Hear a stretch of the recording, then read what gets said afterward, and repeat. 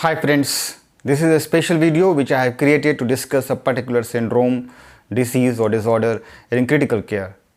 This will help you to understand the topic in a better way. Now we have taken two MCQs. The first MCQ is like this. A 35-year-old lady presented to hospital in labor. She was hypertensive on admission and complained of right upper quadrant pain. 15 minutes after the delivery, she developed a generalized onset motor seizure and was intubated and admitted to the ICU.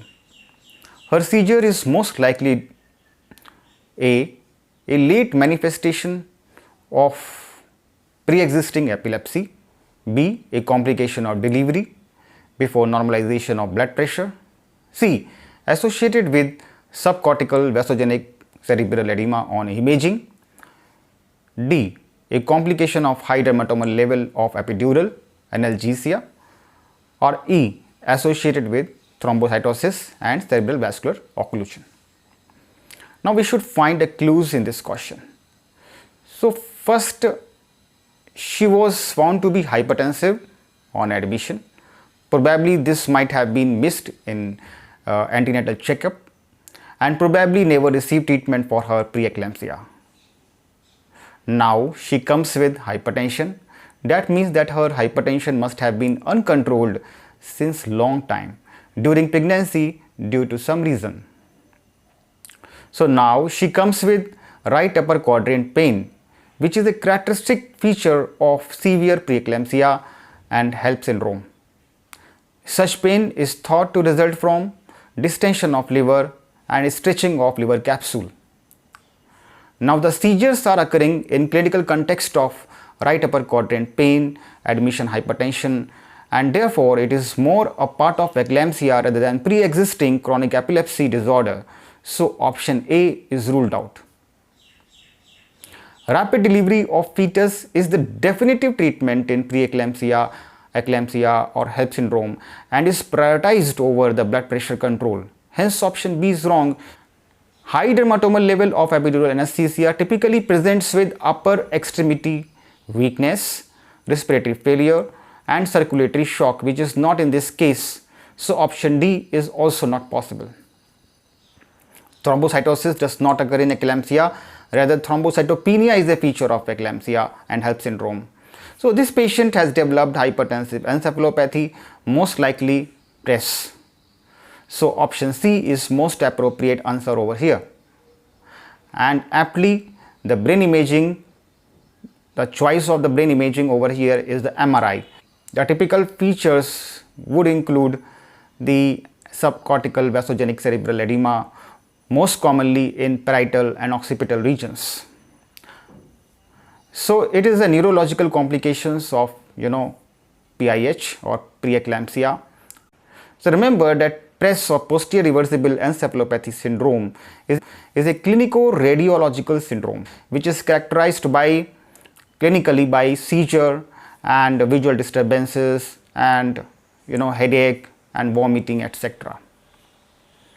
And radiologically, MRI is the, as I said, imaging modality of choice and hence often the first indicator of encephalopathy as possible cause of symptoms. So whenever you get such kind of symptoms, you should always go for an MRI. Generalized seizures are most common manifestations of PRES, but patient will also present with signs of encephalopathy such as altered mental status. The GCS will be poor, headaches, nausea and vomiting, and also visual disturbances, even blindness.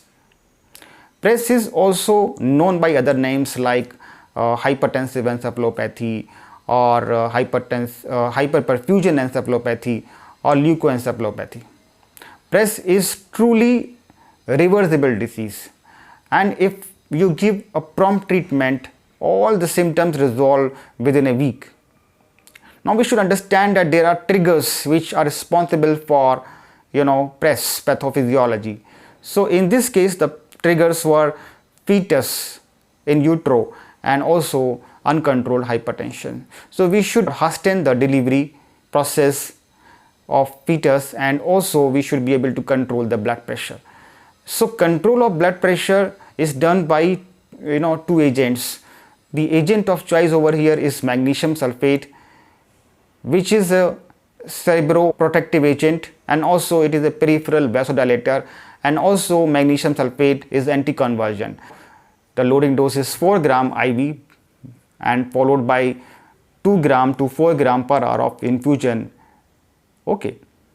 So when you are giving magnesium sulfate, remember to monitor respiratory rate because it can cause respiratory depression.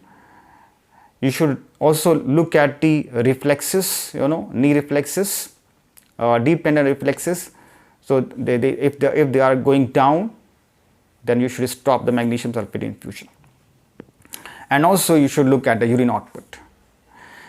The second agent which is commonly used is the labetalol in the dose of 0.4 milligram per kg per hour to maximum to 3 milligram per kg per hour. Okay. Steroid, no role. Theoretically they say that steroid can limit the edema, but actually there is no role. Now the second question. A 65-year-old man was noted to have 2 minutes of seizure-like activity by his wife on day 3, post-operative day 3 of heart transplantation, and in neurological examination he was found to have hemianopsia but no neurological deficit. MRI was performed, MRI brain was performed, and what is the most likely diagnosis? Viral encephalitis, subarachnoid hemorrhage, PRES, or progressive multifocal leukoencephalopathy. So this is a question which I wanted to discuss, and here the answer. Answer is PRES, because in solid organ transplant, PRES can occur due to complications of medications which we use to suppress the immunity, such as cyclosporine and tacrolimus. In a retrospective study, the PRES occurred in only 0.5% of patients, making it very uncommon complication after solid organ transplant like liver, kidney transplant and heart transplant. So thanks to newer generation of immunosuppressant, now we are not seeing so much of PRES after transplant. So thank you for your attention, and I hope that you must have learned, and we will come with more and more MCQs like this.